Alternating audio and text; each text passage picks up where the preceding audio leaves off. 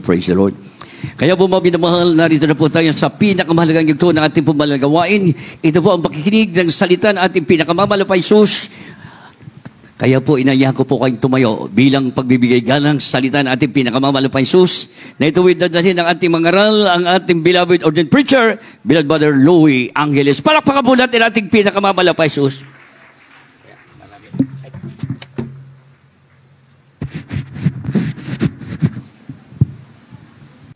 Amen. Praise the Lord. God bless you sa ating pong beloved co-preacher at Brother Paul.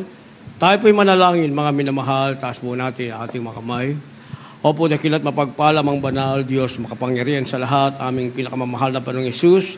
Diyos na banayad sa pagkakalit, saka na sa kahabagan sa pangunang panalangin po, aming ginagalma Pastor and Time Prophet, beloved Honorable Evangelist Well de Almeida. Maraming salamat po, mga Panginoon, sa paglangis mo sa bawat bahagi na yung balagawain na tapos na tigit, sa pagkilos mong mainam sa aming kalagitnaan sa iyong Santong Espiritong nagbigay sa mga puso, at bagong lahat kami nagpakumbaba, lalo bang lingkod, sa amin po nagawang pagkukulang, pagkakamali, pagkasala, kabagan mo kami patawarin, lubos-labis po kami nagsisi sa aking mga labi, O God. Ikaw po maglagay, makatagad, dapat kasi ikaw aking naasahan, buksang pangunawa, kaisipan ng bawat ipaginig, patuloy mo kami samahan ng iyong kapangyarihan, sa pangalan ni Jesus, and we bind the power of darkness, and we send doubt, Satan cast out, be bound unto hell, and be there forever in the name of our dearest Jesus we pray.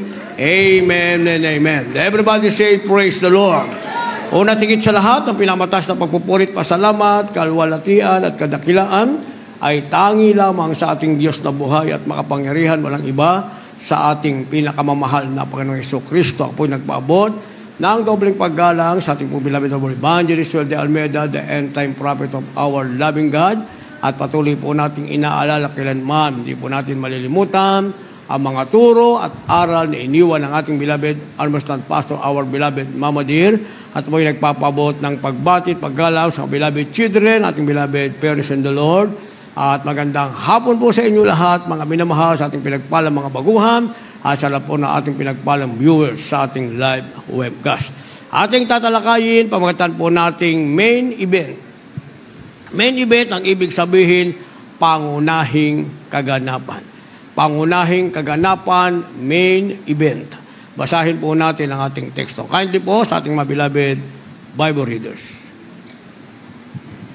First book of Timothy, chapter 2, verse 4. Who will have all men to be saved and to come unto the knowledge of the truth. First book of the Thessalonians, chapter 4, verses 16 and 17. For the Lord himself shall descend from heaven with a shout, with the voice of the archangel, and with the trump of God, and the dead in Christ shall rise first. Then we which are alive and remain shall be caught up together with them in the clouds, to meet the Lord in the air, and so shall we ever be with the Lord.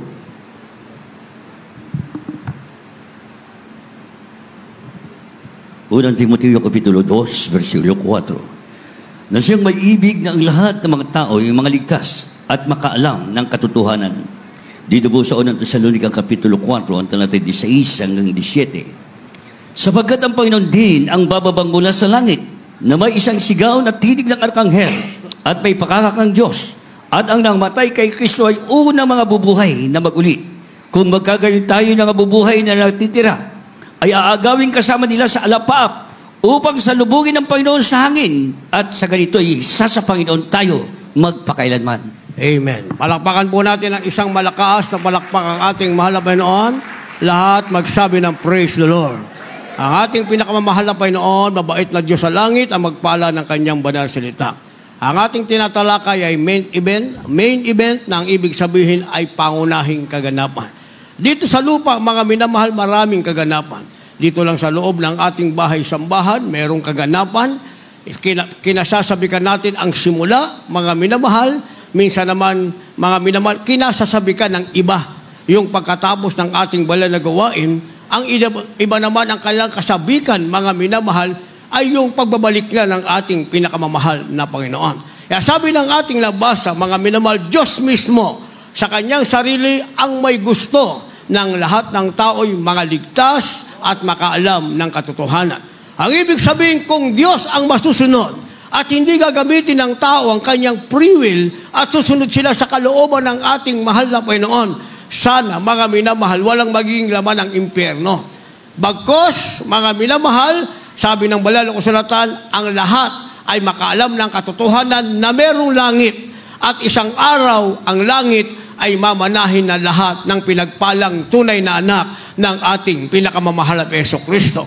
Ano ang tinatawag na main event, mga minamahal? Ang sinasabing main event, kaya ito sinabing main, ibig sabihin, pangunahin, mga minamahal. Amen?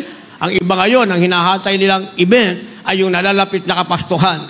Yon ang kanilang pinaghahandaan, mga minamahal. Amen? Ang nalalapit na paglipas ng lumang taon at sumalubong sa bagong taon.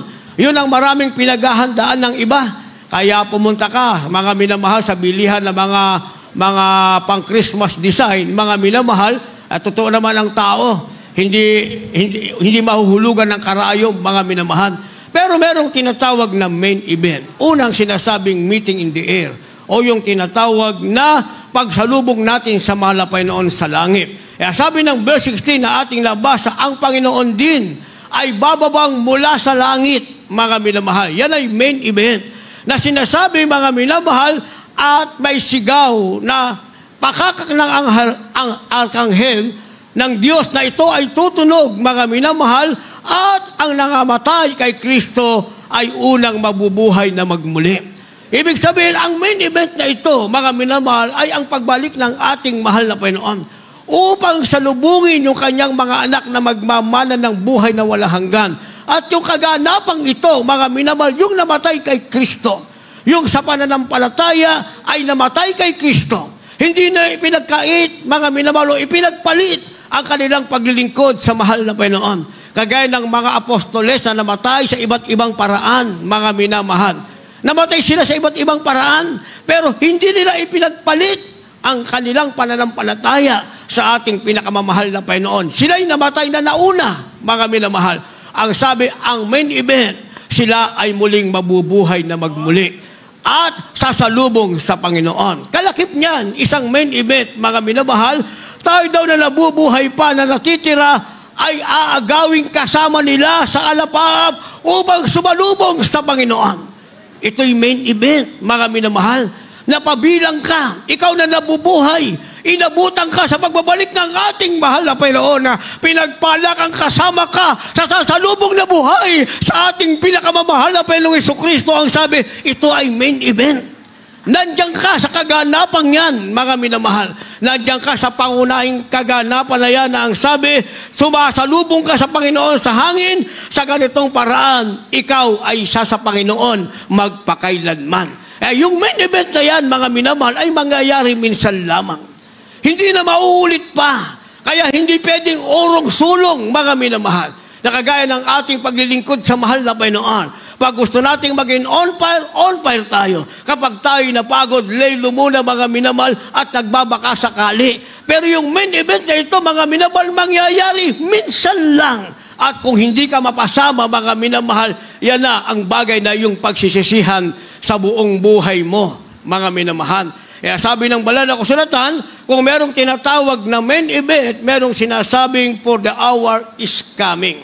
Ang ibig sabihin, darating ang tinatawag na oras, mga minamahal, o dumarating ang tinatawag na oras. Ano yung oras na ito na may kaugnayan sa tinatawag na main event, mga minamahal? Basahin po natin.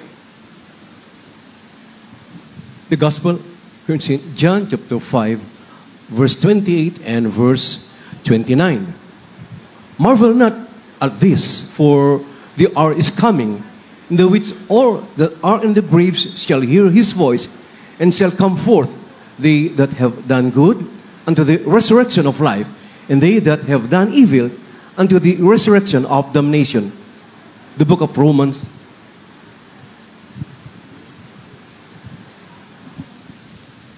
chapter 8, verse 9 and verse 14. Amen.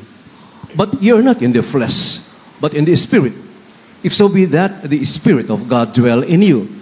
Now if any man have not the Spirit of Christ, he is none of his.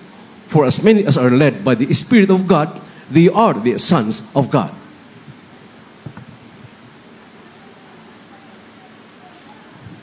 Ang Ebanghelyo ayon kay San Juan, Kapitulo 5, versikulo 28 at 29. Huwag ninyong ipanggilalas ito, sapagkat dumarating ang oras na ang lahat ng mga nasa libingan ay makaririnig ng kanyang tinig.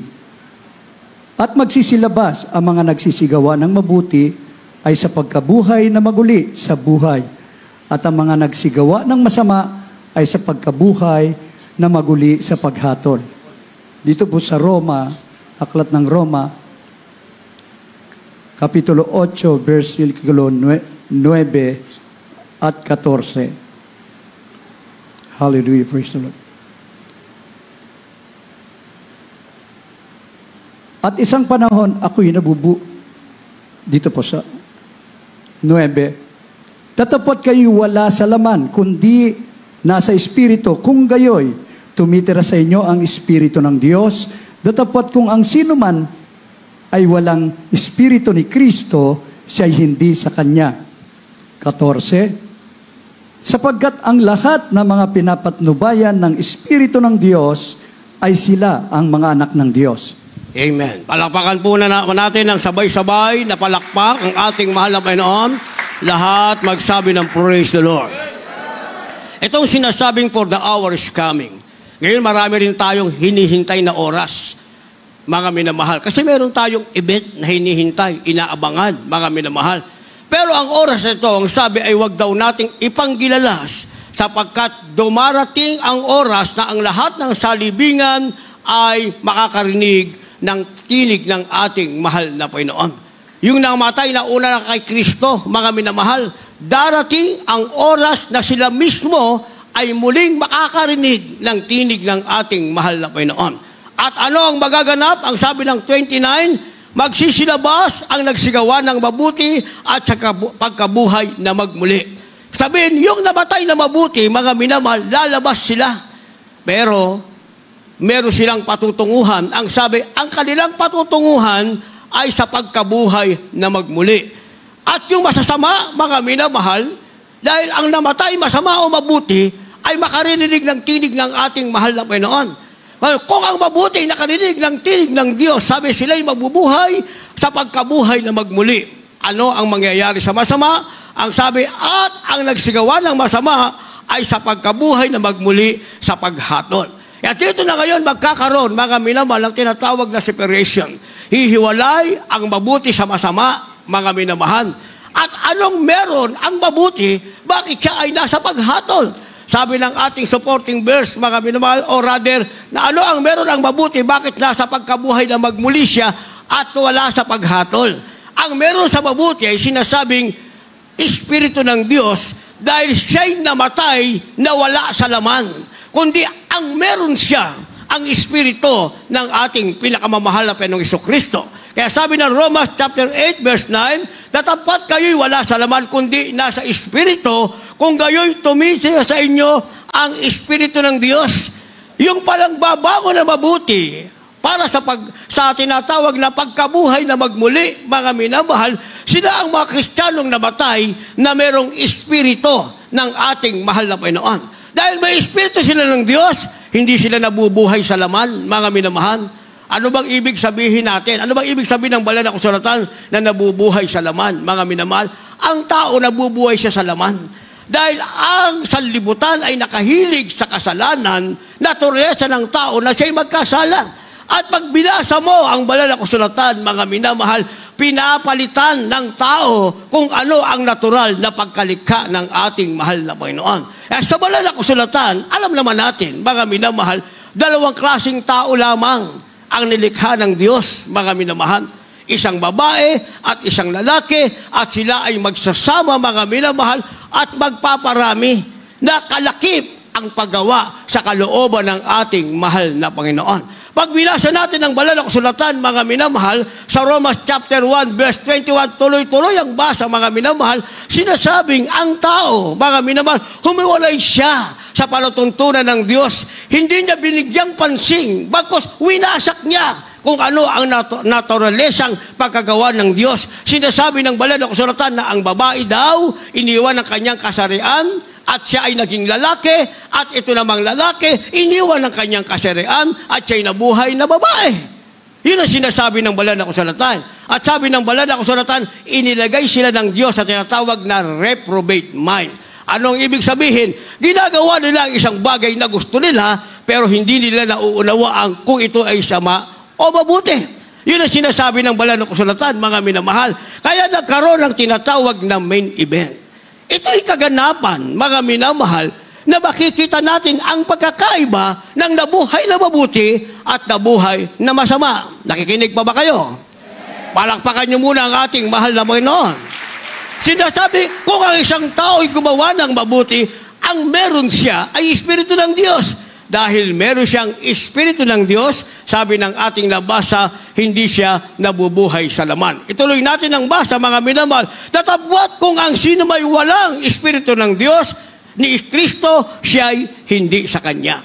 Kahit sabihin pa ng tao, siya religyoso. Sabihin ng taong, ito ang aking kasarian.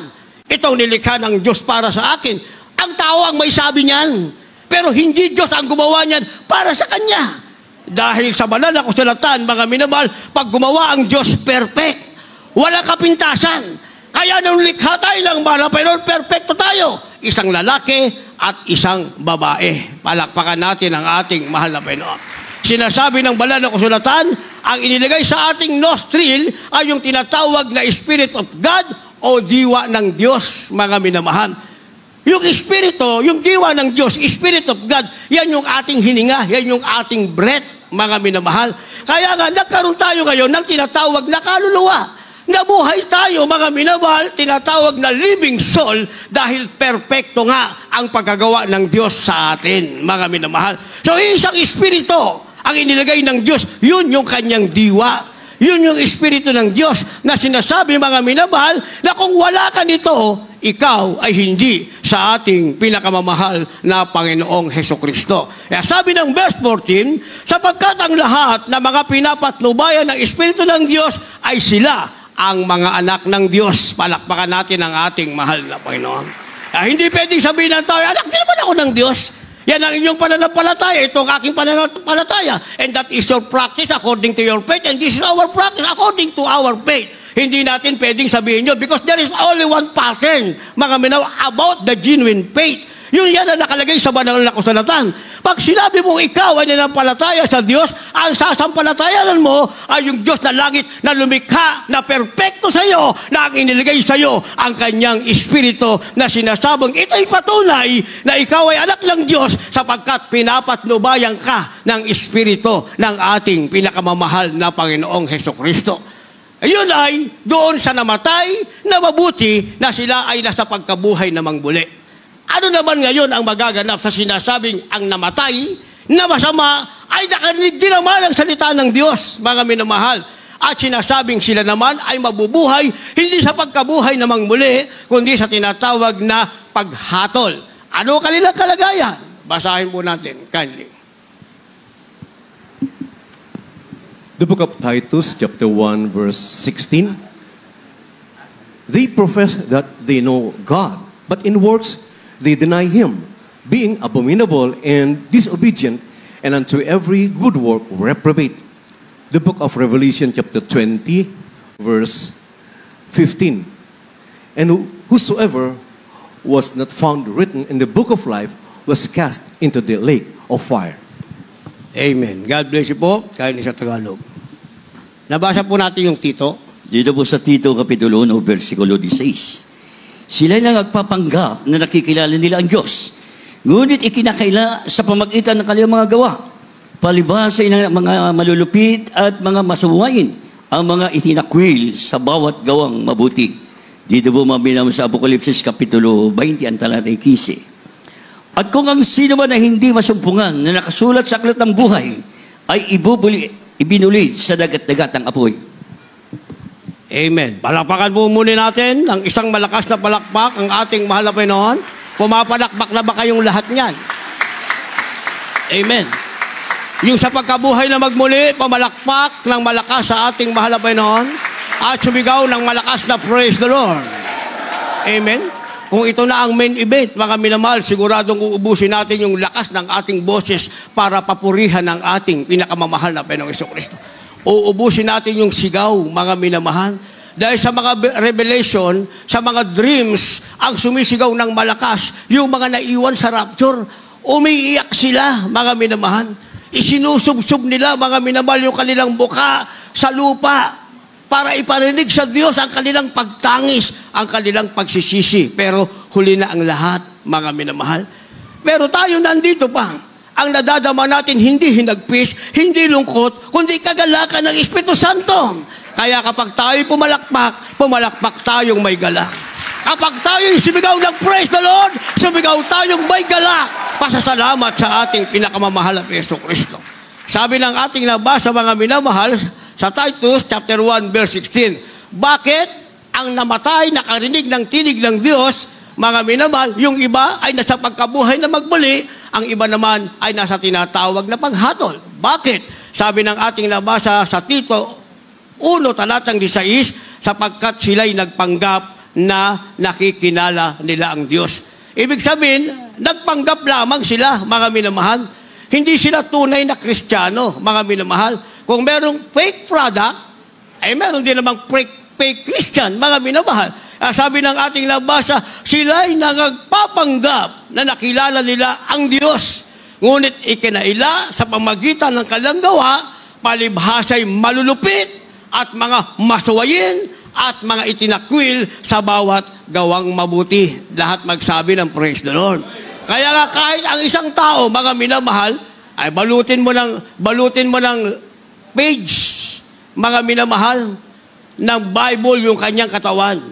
Kahit marami pang leaflets, ilagay mo sa iyong tahanan, mga minamahal, paglabas mo ng iyong tahanan o sa loob ng tahanan mo, mga minamahal, ang sabi, ikaw ay masuwayin, ikaw ay malupit, ikaw ay tinakwal sa gawang mabuti. Walang magagawa yung leaflets na ilagay mo sa iyong tahanan. Yung Bible na hawak-hawak mo, walang magagawa, mga minamahal, dahil lumalabas lamang na ikaw ay nagpapanggap na ikaw ay Kristiyano. Sabi ng ating nabasa, subalit sila'y makikita o makikilala sila sa kanilang mga gawa na sila'y lumalabag sa kalooban ng ating mahal na Panginoon. Yan yung nakarinig ng tinig ng Diyos na namatay na, subalit sila ay pupunta sa paghatol. At matutuklasan nila, mga minamahal, kaya pala sila pupunta sa paghatol. Sabi ng Revelation chapter 20 verse 15, sapagkat wala silang pangalang nakasulat sa aklat ng buhay. Ang sabi ng verse 15, chapter 20 ng Revelation, at kung ang sinuman ay hindi masumpungang nakasulat sa aklat ng buhay, saan ibinulid? Ibinulid sa dagat-dagatang apoy. Yan ang sinasabing lake of fire. Kaya pala, ang mabuting nakarinig ng tinig ng Diyos. Pagkatapos ng main event, mga minamahal, ang mabuting nakarinig ng salita ng tinig ng Diyos. Ang masama ay nakarinig din naman ng tinig ng Diyos. Pareho lang nabuhay mula sa libingan. At ang natira ay inagaw sa alapaap, and that is main event, mga minamahal. Magkakaroon na ngayon ng pagkakahiwalay, mga minamahal. At doon ngayon, mauunawaan ng masama bakit siya nasa paghatol at wala siya sa pagkabuhay na magmuli dahil sinasabi ng banal na kasulatan, nabuhay siya. Naging Kristiyano siya sa sarili niya, pero wala siyang pangalang nakasulat sa aklat ng buhay. Naiintindihan natin, mga minamahal. Naiintindihan natin.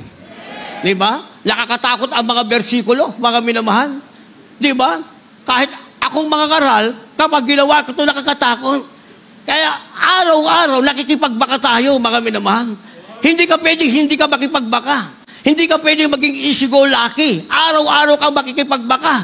Dahil pag hindi ka nakipagbaka, ang kaaway Diyos nakikipagbaka sa'yo. Ayaw mo sa gusto, you are always in the battle. Nakikipagbaka ka, araw-araw yan.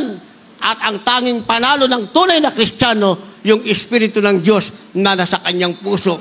Ito ang nagbibigay ng tagumpay sa kanya, mga minamahal.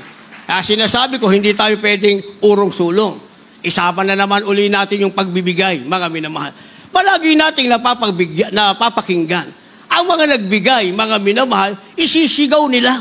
Ipagsisigawan nila nang sila'y magbigay, sacrificial giving, mga minamahal. Kabibigay lang, magbibigay uli. Ang ginagamit, pananampalataya, God will provide. Palagi nilang sinasabi, yun ang nakasulat sa banal na kasulatan.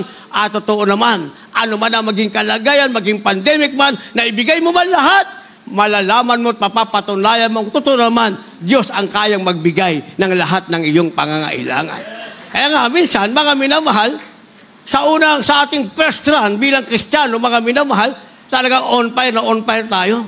Kaya lang, habang tumatagal, mga minamahal, parang pagdating ng problema, labos natin, nagkaroon ng problema, ang gagawin natin, mahal na Panginoon, gamitin ko muna, pahiram ko sa loved ones ko. Tingnan niyo yung logic, mga minamahal. O di na kailangan yung loved ones natin. Yung para sa mahal na Panginoon, this is a portion for God. Ginamit natin para sa kanila because our aim is just to help them. Tutulungan lang natin sila. Ang nasa atin, tulungan natin sila. Sabihin natin, anak natin yan, tatay natin yan, nanay natin yan, o malapit nating kamag-anak o kaibigan, yung ating aim, mga minamahal, is a good aim, natulungan sila, mga minamahal. Pero ang tanong, yung bang inabot nating tulong, mga minamahal, yung ba ay bahaging para sa iyo o bahaging para sa Panginoon?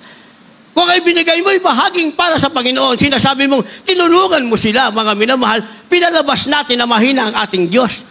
Nang ibig sabihin, mas malakas tayo sa Diyos. Bakit? Sila na kailangan, tayo yung tutulong. Yung bahaging sa Panginoon, yung portion para sa mga ibigay natin sa kanila para malutas ang kanilang problema. Ang tanong, nalutas ba yung kanilang problema?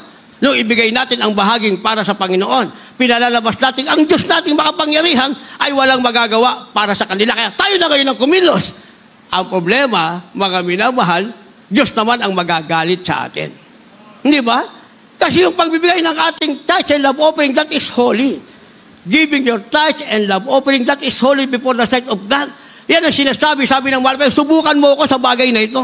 Sa banal na kasulatan, sinasabing, huwag mong subukan ng Panginoon. Pero sa pagbibigay, ang sabi ng ating mahal na Hesus Kristo, subukan mo ako. Try me in this, sabi ng mahal na Panginoon, subukan mo ako sa bagay na ito. Kaya ibig sabihin, every time na magbibigay ka, ginagawa mo ang kalooban ng Diyos, sinusubukan mo siya.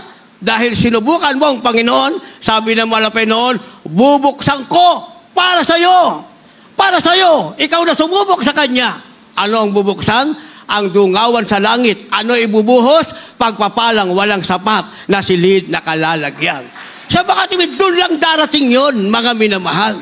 Kaya kung ang ating loved ones merong kailangan, para ang salot ay hindi pumunta sa atin, mga minamahal, turuan natin sila. Oh, now you are in needs. All you have to do is just to serve the Lord and do His will. At gawin mo ito. Itong pagbibigay, gawin mo. Huwag mong panghinayangan yan. Pag hindi nang hinayang, nawin mo siya. Napanalo mo kanyang kaluluwa, sinubukan niya, makikita mong tama ang ginawa mo, siya mismo pinagpala rin ang ating mahal na Panginoon. Pero kung hindi yan ang ginawa mo, mga minamahal, o di tumulong ka nga. Ang tinulong mo naman, hindi mo sariling pera para sa mahal na Panginoon, pagdating ng sumpa ng Diyos, kawawa ka naman. Hindi ba? Pakita mong sarili mo nasa hospital, wala kang pambayad, tawag dito, tawag doon, nangihiram ka ngayon para makalabas sa hospital. Paglabas sa hospital, ilang araw, babalik uli sa hospital. Hindi ba ang hirap na kalagayan? Mahirap yun ah. Ako, sinumpa ko ang doktor eh. Hindi ko naman sinabing kinars ko. Ang ibig ko sabihin, ayoko sa doktor, mga minamahal.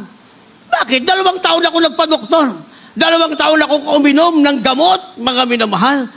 Eh kung gagaling ako sa ramdaman kaitong, dapat gumaling ako. Eh hindi naman ako gumaling. Sino nagpagaling sa akin? Walang iba ang ating pinakamamahal na Panginoong Kristo. O ngayon, kung ako'y magkakaroon ng karamdaman, mga minamahal, kakalimutan ko ba na ang Diyos nagpagaling ng aking karamdaman ketong? Kaya nga marami na karamdamang dumating sa akin, mga minamahal. Mas mabuti pang ipikit ko ang aking mata kaysa makita kong nakahiga ako sa hospital. At gumagastos, ginagastosan ng loved ones, ginagastosan ng kaibigan, mga minamahal, namatay kang walang pananampalataya, makapakinggan mo ang tinig ng Diyos, at andyan na ang tinatawag na main event, hindi ka pala magmamana ng buhay na walang hanggan. Pero nung binasbasan ka, sabi ng preacher, naglingkod sa Diyos ang ating kapatid, langit na siya. Sabi ng preacher yon, mga minamahal. Hindi ba? Pero yan, hindi yan ang status natin sa harap ng ating mahal na Panginoon. Dahil mismo ang Diyos ang nakakaalam ano ang ating pagkukulang sa Kanyang harapan. Naintindihan natin yon. Kaya nga, ibigay natin ang bahaging para sa Panginoon.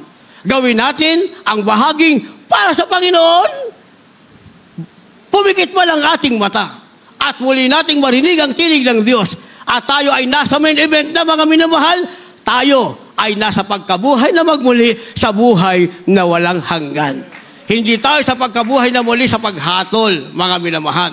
Kaya para maiwasan natin ito, mga minamahal, ano ang dapat natin gawin? Itong sinasabing, put on the whole armor of God. Kung meron kang ilalagay, mga minamahal, ilagay mo ang buong kagayakan ng Diyos. May ilalagay ka sa sarili mo. Yan ang ilagay mo, mga minamahal. Yung buong kagayakan ng Diyos, ibig sabihin, put on the whole armor of God. Hindi yung kalahati lang. Kasi pag sinabing armor, that is your cover, that is your protection, that is your refuge. Nasa iyo yan. Pag hinati mo yan, mga minamahal, sa pakikipaglaban, tignan nyo mga minamahal, yung mga war, unang panahon, hindi ba lahat sila covered? Mata lang ang makikita. Pero mga minamahal, merong mamamana na magagaling sila. Mga asintado, mga minamahal. Kumbaga sa panahon natin, mga sniper sila. Isipin nyo, kaya nilang, yung kanilang palaso, kayang papasukin doon sa butas lang ng mata. At yung kanilang helmet na bakal, mga minamahal, napakabigat niyan. Pero ang mga warrior, sinatawag na mighty man yan, malalakas sila. Kaya nilang bitbitin yun at nakipagbakan, nakipag-ispladahan, nakipagsaksakan. Pero ang mga mamamana, kaya silang patamaan sa liig lang, mga minamahal. Isipin nyo yan? Kaya kailangan pala, mga minamahal, kung meron tayong isusuot, ang isusuot natin, ang sabi, put on the whole armor of God. Yung buong kagayakan ng ating mahal na Panginoon. Kindly. The book of Ephesians, chapter 6, verse 11. Put on the whole armor of God, that ye may be able to stand against the wiles of the devil. Verse 13 up to verse 17. Wherefore take unto you the whole armor of God, that ye may be able to withstand in the evil day, and having done all, to stand. Stand therefore, having your loins girt about with truth, and having on the breastplate of righteousness, and your feet shod with the preparation of the gospel of peace. Above all, taking the shield of faith, wherewith ye shall be able to quench all the fiery darts of the wicked, and take the helmet of salvation and the sword of the Spirit, which is the word of God. God bless you po. Dito po sa aklat ng Efeso, Kapitulo 6, versikulo 11, 13, tuloy ang basa hanggang 17. Magbihis ka kayo ng buong kagayakan ng Diyos upang kayo magsitibay laban sa mga lalang ng dyablo. 13. Dahil dito magsikuha kayo ng buong kagalakan ng Diyos upang kayo'y makakatagal sa araw na masama. At kung magawa ang lahat, ay magsitibay. Magsitibay nga kayo na ang inyong mga baywang ay may bigkis na may katotohanan, na may sakbat na baluti ng katwiran. At ang inyong mga paa ay may panyapak na paghahanda ng ebanghelyo ng kapayapaan. Bukod dito ay taglayan ninyo ang kalasag ng pananampalataya na siyang ipapatay ninyo sa lahat ng nangagniningas na salugi ng masama. At magsikuha na rin naman kayo ng turbante ng kaligtasan at ang tabak ng Espiritu na siyang salita ng Diyos. Palakpakan po natin ang isang malakas na palakpak ang ating mahal na Panginoon.